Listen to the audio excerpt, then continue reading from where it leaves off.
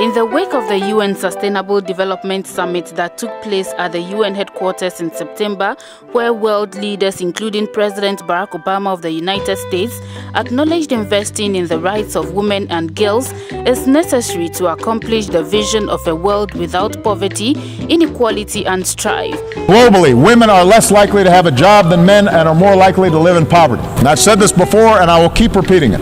One of the best indicators of whether a country will succeed is how it treats its women.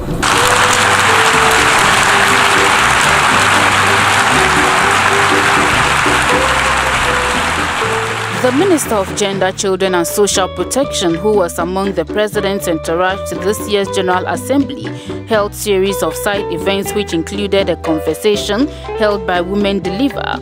Also saw the presence of Her Royal Highness Crown Princess Mary of Denmark. It doesn't make sense to leave 51% of your population outside the main development stream. You know, we have 51% of our population consisting of women. So I think the minister was on point.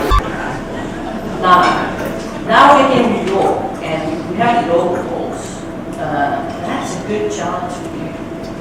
What are you going to also do? Kind of implementing this. The implementation will, to a large extent, be at the national level. Thank you. I recall coming here to New York, trekking from Grand Central to the UN 17 years ago as a civil society delegate to CSW. And as I sat through the week, never have I heard so many leaders, delegates speak to gender equality, gender empowerment. And I find myself at this moment I have a unique historical opportunity to positively change the situation of girls and women in my country as the current Minister of Gender. And I'm going to use the SDGs like we use the MDGs to effect that change.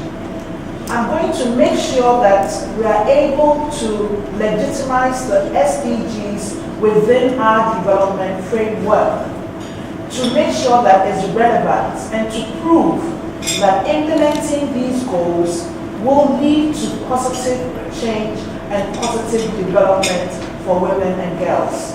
We did this and we can show from what we did with the MDGs. The results are there. The uniqueness of the MDGs was that it came during the turn of the millennium. And it also had MDG. Now we are adopting the SDGs in the middle of the decade.